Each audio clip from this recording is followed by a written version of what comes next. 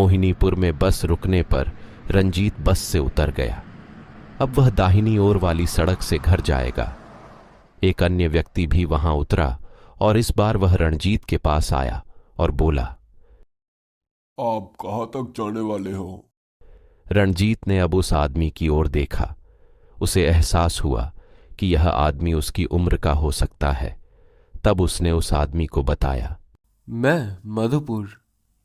चलो अच्छा हुआ, मैं भी मधुपुर ही जाने वाला था। चलिए एक ही साथ चलते हैं। रणजीत ने सोचा कि दोपहर को अकेले चलने की बजाय किसी दूसरे व्यक्ति के साथ चलना बेहतर होगा। फिर वे दोनों दाहिनी ओर वाली सड़क से घर की ओर बढ़े। थोड़ा आगे जाकर यह सड़क नदी की ओर मुड़ जाती है और एक जंगल में प्रवेश कर जाती है। यह दूसरा व्यक्ति भी जंगल के रास्ते से चलने लगा। यह देखकर रंजीत ने उससे पूछा, अरे भाई साहब, आप ये जंगल की ओर क्यों जा रहे हो? क्या आप मधुपुर नहीं जाओगे? शायद आपको नहीं पता, ये रास्ता शॉर्टकट है। क्या आप इस जगह पर नए आए हो? रणजीत ने मन ही मन सोचा कि यह व्यक्ति सही कह रहा है।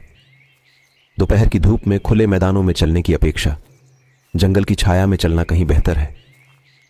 कुछ दूर जाने के बाद इस शख्स ने अचानक रंजीत से एक अजीब सवाल पूछा, वैसे भाई साहब, एक बात पूछूं? क्या आप भूतों पर विश्वास करते हो?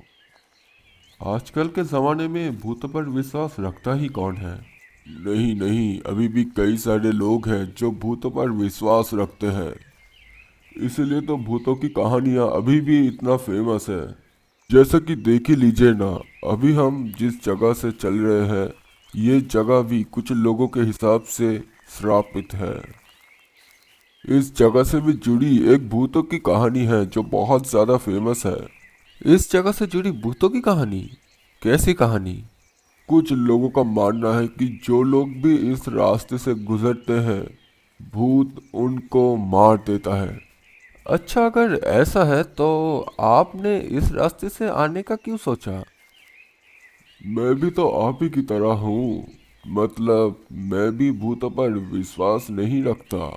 वैसे पता है आपको, कल भी एक आदमी मारा गया था इधर। इसी रास्ते पर? कैसे? क्या भूतों ने ही उनको? वो तो पता नहीं, पर कुछ लोगों ने लगभग इसी वक्त एक आदमी के चिल्लाने की आवाज़ सुना था। तो वो लोग उसकी मदद करने के लिए आए नहीं? नहीं, वो लोग तो वही है जो यहाँ से जुड़ी भूतों की कहानी को विश्वास करते हैं। देखिए ना, ये रास्ता मधुपुर जाने का शॉर्टकट है और धूप भी नहीं आता, पर फिर भी ये रास्ता एकदम सुनसान है। हम दोनों के अलावा इस रास्ते में और कोई भी नहीं है। सभी लोग इस रास्ते से जाने में डरते हैं। वैसे एक और बात है, मैंने सुना है कि जो लोग भी यहाँ पर मारे जाते हैं, उनका लाश पास ही के तालाब में तैरने लगता है। अच्छा, कहाँ है वो तालाब? और थोड़ी सी दूरी पर है वो। मतलब हम उस तालाब को देख पाएंगे? हाँ बिल्कुल, क्योंकि वो तालाब तो हमारे रास्ते में ही आएगा। 5 मिनट और चलने के बाद वे उस आदमी द्वारा बताए गए तालाब पर पहुंचे। रणजीत तालाब को देखकर हैरान रह गया, क्योंकि जो व्यक्ति तालाब में तैर रहा था वह रणजीत का परिचित था। क्योंकि वह लाश कोई और नहीं बल्कि वही शख्स है जो इस वक्त रंजीत के साथ चल रहा था। कहानी का अंत सुनना नहीं चाहेंगे? आपको पता है लोगों को कौन मारता है? जो पिछली बार इस रास्ते में मारा गया था, वही अगली बार उस आदमी को मारता है जो इस रास्ते में आता है। मतलब मुझे मारने वाला वो था जो मुझसे पहले यहाँ मारा गया था, और तुम मेरे हाथों मरने वाले हो। और फिर तुम उसे मारोगे जो इसके बाद इस रास्ते से जाएगा।